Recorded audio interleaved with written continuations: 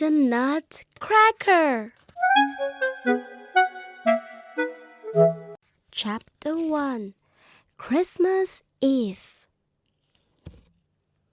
A soft, fluffy layer of snow covered Clara's house on Christmas Eve. Inside, a party was in full swing, but one very special guest hadn't arrived. Clara watched for him at the window. Suddenly, there was a loud knock on the door. "He's here!" she cried, dancing over and flinging open the door. It was Clara's godfather. She gave him a big hug. "What a warm welcome on such a chilly night," he said with a chuckle. "Merry Christmas!" Clara loved her godfather's visit. Something magical always happened when he was around. "I have a very special present for you this year," he told Clara as he placed a package under the tree.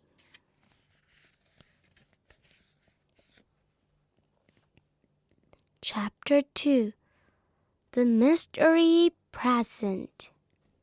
That night, Clara couldn't sleep.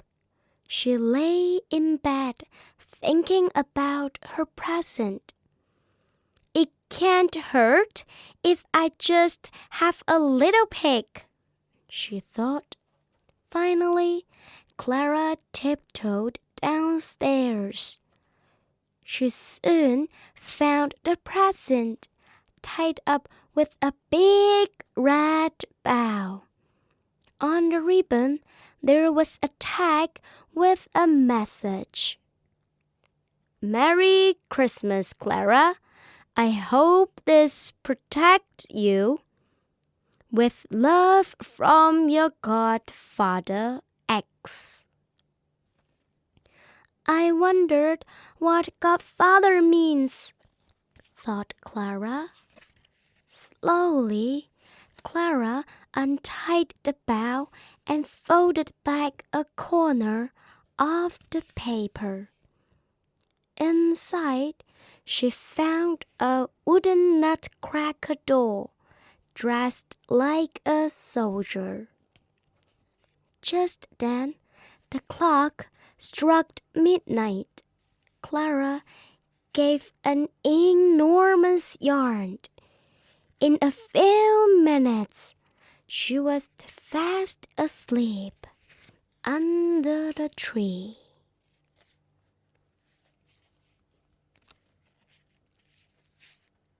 Chapter 3. The Magic Begins. Clara woke up with a start, feeling very confused. She couldn't remember where she was, and her doll had vanished. She looked around and saw she was under the Christmas tree, and it seemed to be growing. "What's happening?" But the tree wasn't growing. She was shrinking. Soon, she was as small as a mouse. Out of the corner of her eye, Clara thought she saw something leaping around. Frightened, she darted behind a present and heard the three rustle behind her. Clara spun around. "Don't be afraid, Clara. I won't hurt you," said a friendly voice. Clara was astonished.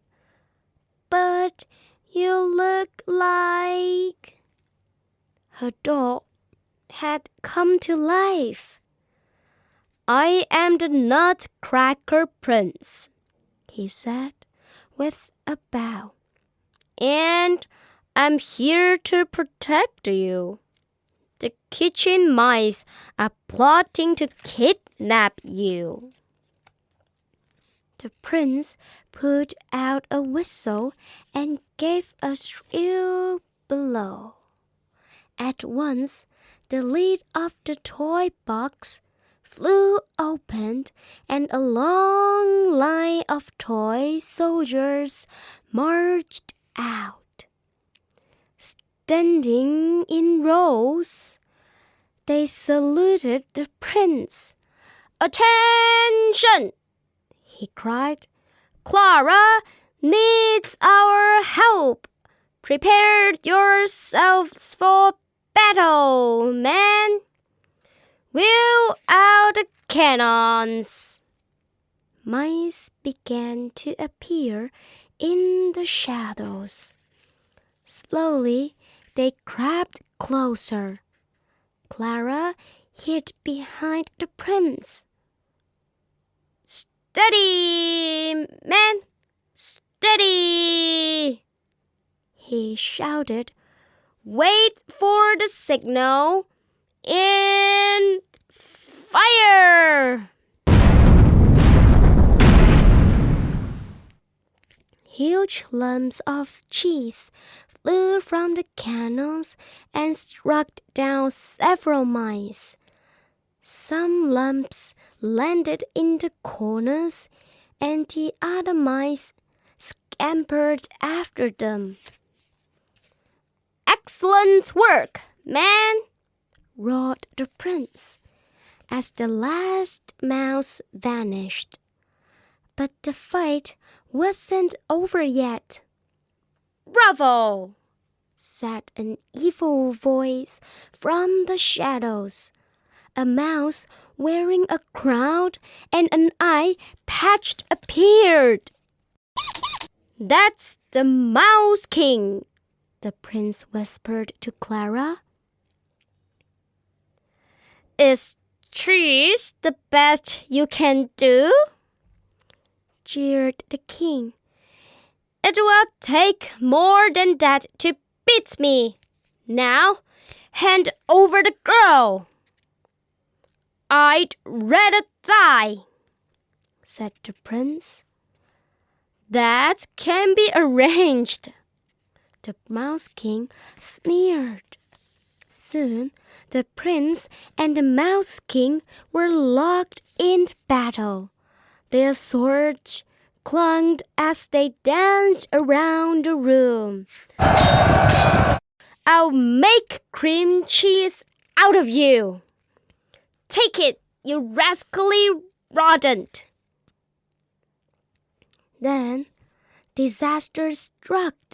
The prince tripped on a lump of cheese and sprawled on the floor.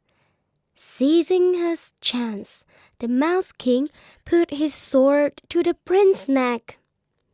"Well, well, well, I'm going to enjoy this," he said laughingly. As the Mouse King put back his sword, Clara whipped off her shoe and threw it as hard as she could at his head. He fell in a heap on the floor, knocked out cold. Chapter 4. Sleigh Bells Ringing. Clara rushed over the prince. "Are you all right?" she cried. "Yes, thanks to you," he said. "We must celebrate," he added as Clara helped him up. "I know just the place." The prince led Clara to a golden sleigh behind the Christmas tree and helped her aboard. Off we go, boys!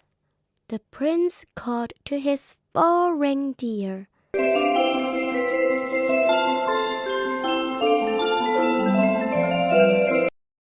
As they gathered speed, the sleigh started to rise up into the air. They rolled out through an open window and into the night. After some time, they came to a forest covered with crisp white snow. We are nearly at our first stop, the prince announced. Hold on, we are going down. The snow crunched under the reindeer's feet as they landed. Just then, a beautiful lady dressed in sparkling white appeared among the trees. Clara, I'd like you to meet my friend, the Ice Queen, said the prince. What a lovely surprise! The queen led them into her icy palace, which glistened in the moonlight. Inside, icicle chandeliers hung from every ceiling. You've arrived in time for the dances, said the queen as they walked into a grand ballroom. A piano began to play, and 8 ballerinas dressed in silver and white toured into the middle of the room.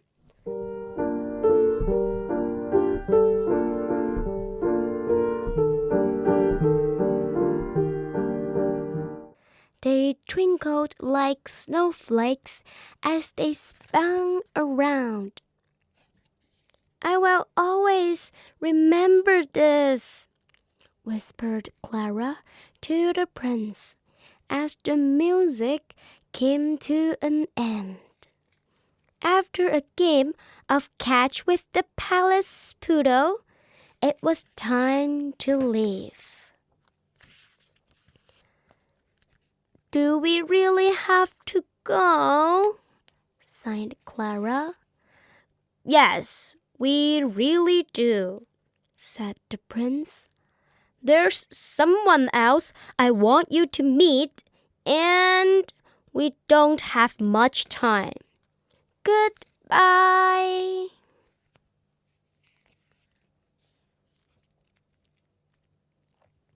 Chapter 5.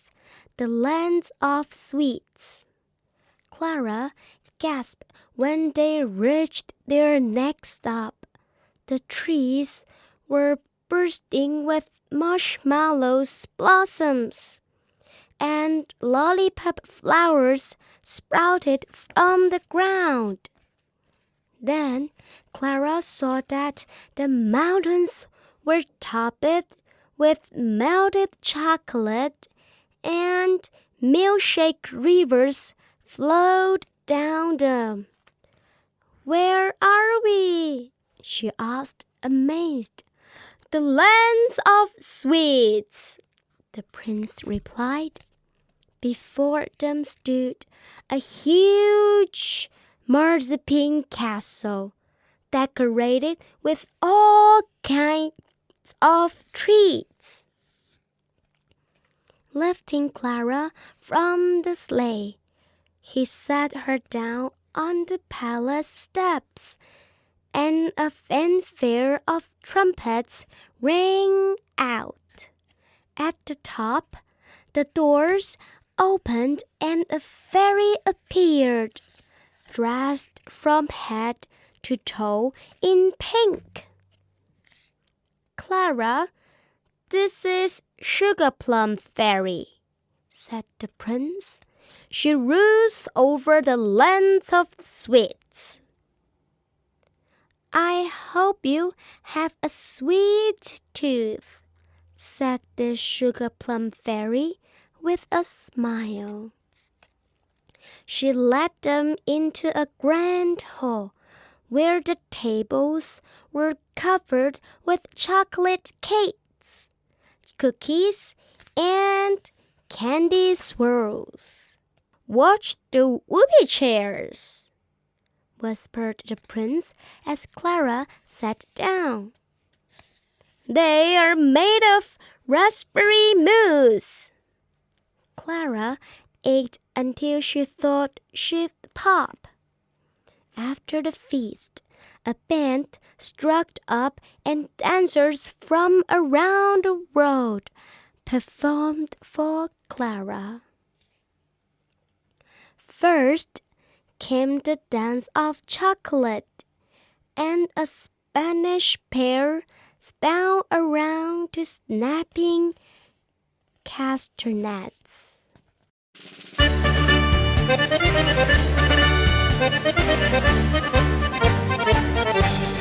Next came the exotic dance of coffee. A beautiful Arabian princess danced with smooth, swirling movements in time to soft, soothing music.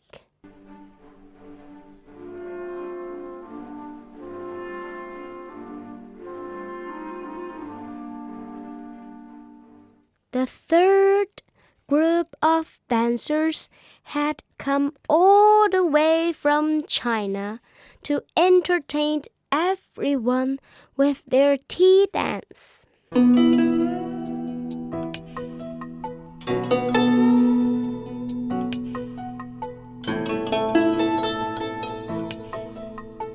Many more dances followed, each one showing something good to eat or drink. But the final dance was very different. A group of ballerinas, all dressed as flowers, performed a slow waltz for Clara.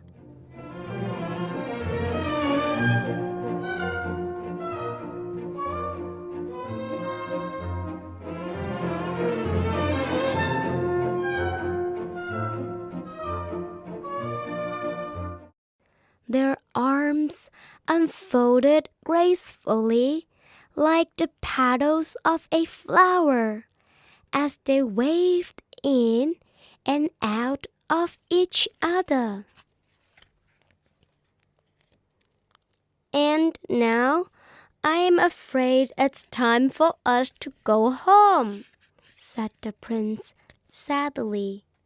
With a sigh, Clara climbed into the sleigh and waved goodbye to the sugar plum fairy. Thank you for an amazing evening, Nutcracker Prince, said Clara with a yawn. She was so tired that she fell asleep on his shoulder. When Clara woke up, she was back under the Christmas tree and the prince was gone. Only her door lay beside her. Oh, it was only a dream, she cried, but it seemed so real. Just then, Clara spotted the tag that her godfather had attached to the present. I hope it protects you, it said. I wondered if that means he knew the Nutcracker Prince would rescue me, thought Clara. Maybe it wasn't just a dream.